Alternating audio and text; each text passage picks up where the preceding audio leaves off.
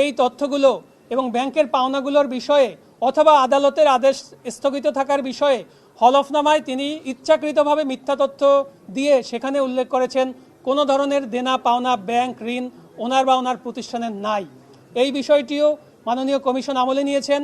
এই দুইটি বিষয় বিবেচনা করে মাননীয় কমিশন জনাব হাসনাত আবদুল্লাহর দায়েরকৃত আপিলটি মঞ্জুর করেছেন এবং জনাব মঞ্জুরুল আহসান মুন্সির মনোনয়ন বৈধ বলে ঘোষণা যেটি করেছিলেন রিটার্নিং অফিসার বিগত 2/1/2026 তারিখে সেই আদেশটিকে বাতিল করে দিয়েছেন। অর্থাৎ এর ফলশ্রুতিতে জনাব মঞ্জুরুল আহসান মুন্সি নির্বাচনে অযোগ্য ঘোষিত হয়েছেন এবং তিনি আসন্ন নির্বাচনে অংশগ্রহণ করতে পারবেন না। ইচ্ছাকৃত ঋণ খেলাফি অর্থাৎ উইলফুল লোন ডিফল্টার উনি 2004 এবং 5 সালে 3টি ব্যাংক এবং আর্থিক প্রতিষ্ঠান থেকে লোন নিয়েছেন। সেই লোন উনি কখনোই পরিশোধ করেননি। ব্যাংকগুলো তার বিরুদ্ধে অর্থঋণের মামলা করেছে, সেই মামলায় তারা রায় পেয়েছে, জারি মামলা চলমান আছে এবং তার মধ্যে একটি প্রবণতা লক্ষ্য করা যায় যে যখনই একটি নির্বাচন ঘনিয়ে আসে তিনি আদালতকে ব্যবহার করে কোনো ধরনের একটি স্থগিতাদেশ এনে কোনো না কোনোভাবে নির্বাচনে অংশগ্রহণ করার চেষ্টা করেন।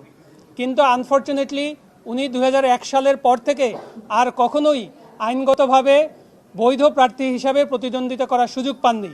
আপনাদের নিশ্চয়ই মনে আছে 2008 সালের নির্বাচনেও তিনি অযোগ্য ছিলেন, 2014 সালে তিনি নির্বাচন করেননি, 2018 সালেও উনি নির্বাচনের আগে এই সিআইবি তার যে ঋণ খেলাপির অবস্থান সেটির উপরে আদালত থেকে স্থগিতাদেশ নিয়ে নির্বাচন করার চেষ্টা করেছিলেন, যেটি পরবর্তীতে আবার ব্যাংকের আবেদনের ফলে সেই আদেশটি বাতিল হয়ে যায় এবং নির্বাচন কমিশন তার মনোনয়ন অবৈধ ঘোষণা করে। এবং আপনাদের নিশ্চয়ই মনে আছে 2008 সালে ওনার আসনে ওনার পুত্র জনাব রিজভিউল হাসান কিন্তু নির্বাচন করার জন্য স্বতন্ত্র প্রার্থী হিসেবে বৈধ ঘোষিত হয়েছিলেন। এরপরে আবার 2024 সালের আগে নির্বাচনে উনি অংশগ্রহণের জন্য 2023 সালে আবার কিছু টাকা পয়সা দিয়ে ব্যাংকের সাথে একটি নেগোসিয়েশন করে উনি ওনার ঋণটাকে রেগুলার রাখার চেষ্টা করেছেন। অর্থাৎ উনি ইচ্ছাকৃতভাবে জনগণের যে টাকা, আপনার যে টাকা, আমার যে টাকা, সাধারণ জনগণের যে টাকা, সেই টাকা উনি মেরে দিয়ে উনি নির্বাচনে অংশগ্রহণ করার টাইমেই শুধুমাত্র আদালতকে ব্যবহার করে কোনো না কোনোভাবে এই বৈতরণীটা পার হওয়ার চেষ্টা করেছেন।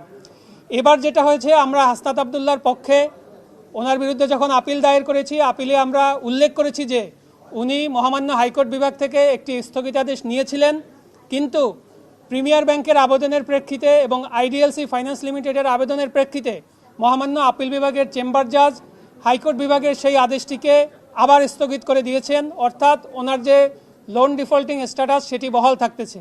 এরপরে ওনারা আবার ব্যাংকের সাথে কোনো না কোনোভাবে ম্যানেজ করে আবার তারা এই চেম্বার জাজের আদেশকে ভ্যাকেট করার জন্য একটি দরখাস্ত দিয়েছিলেন, সেটিও মহামান্য চেম্বার জজ সেটি রিজেক্ট করে দিয়েছেন এবং তার স্টেটা কন্টিনিউ করার জন্য নির্দেশনা দিয়েছেন। ঠিক এরপরেই ওনাদের যে অরিজিনাল মামলা ছিল সেই মামলাটি ওনারা নিজেরা প্রত্যাহার করে নিয়েছেন। অর্থাৎ ওনারা যে আইনের যুক্তিটা দেখিয়েছিলেন যে যেদিন মনোনয়ন বাছাই হয় সেই দিন তারা আদালতের আদেশ দ্বারা প্রোটেক্টেড ছিলেন, সেটি মাননীয় কমিশন গ্রহণ করেননি, কারণ সাবসিকুয়েন্টলি এই আদেশটি মহামান্য আপিল বিভাগের আদেশ দ্বারা বাতিল হয়ে গিয়েছে এবং ওনার দায়ের করা মামলাই উনি নিজে প্রত্যাহার করে নিয়েছেন। মাননীয় কমিশন আমাদের এই তথ্যগুলো এবং আমাদের এই আইনি যুক্তিগুলো শুনেছেন। এছাড়াও আমরা আরও একটি পয়েন্ট আমরা দেখিয়েছিলাম যে উনি হলফনামায় ইচ্ছাকৃতভাবে তিনি যে MAM পাওয়ার লিমিটেডের ম্যানেজিং ডিরেক্টর এবং ওই 3টা লোনের এগেনস্টেই তিনি তার পার্সোনাল গ্যারান্টি এক্সিকিউট করেছিলেন, এই তথ্যগুলো এবং ব্যাংকের পাওনাগুলোর বিষয়ে অথবা আদালতের আদেশ স্থগিত থাকার বিষয়ে হলফনামায় তিনি ইচ্ছাকৃতভাবে মিথ্যা তথ্য দিয়ে সেখানে উল্লেখ করেছেন কোনো ধরনের দেনা পাওনা ব্যাংক ঋণ ওনার বা ওনার প্রতিষ্ঠানের নাই। এই বিষয়টিও মাননীয় কমিশন আমলে নিয়েছেন। এই দুইটি বিষয় বিবেচনা করে মাননীয় কমিশন জনাব হাসনাত আবদুল্লাহর দায়েরকৃত আপিলটি মঞ্জুর করেছেন এবং জনাব মঞ্জুরুল আহসান মুন্সির মনোনয়ন বৈধ বলে ঘোষণা যেটি করেছিলেন রিটার্নিং অফিসার বিগত 2/1/2026 তারিখে সেই আদেশটিকে বাতিল করে দিয়েছেন। অর্থাৎ এর ফলশ্রুতিতে জনাব মঞ্জুরুল আহসান মুন্সি নির্বাচনে অযোগ্য ঘোষিত হয়েছেন এবং তিনি আসন্ন নির্বাচনে অংশগ্রহণ করতে পারবেন না।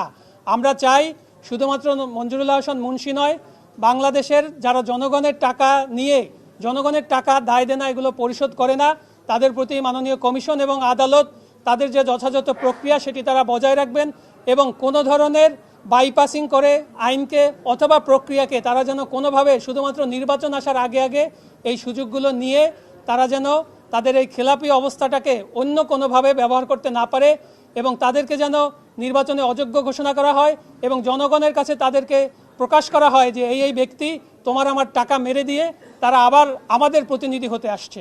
এটি আমরা নির্বাচন কমিশনকে আজকে তাদের এই সিদ্ধান্ত তারা নিয়েছেন, আমরা মনে করি এটি আইনের বিজয় হয়েছে, আইনের যে স্বাভাবিক প্রক্রিয়া সেটিরই একটি বাস্তবায়ন হয়েছে। এটি হাসনাত আবদুল্লাহর বিরুদ্ধেও আজকে একটি আপিল ছিল, সেটিও যদি আইনগতভাবে মঞ্জুর হওয়ার গ্রাউন্ড থাকতো সেটি মঞ্জুর হতো বলে আমরা মনে করি বাংলাদেশে আইনের শাসন প্রতিষ্ঠা করা দরকার। সেটা যদি আমার উপরেও প্রয়োগ করা হয়, সেটা যদি হাসনাত আবদুল্লাহর উপরেও প্রয়োগ করা হয়, আমাদের তাতে কোনো আপত্তি থাকবে না।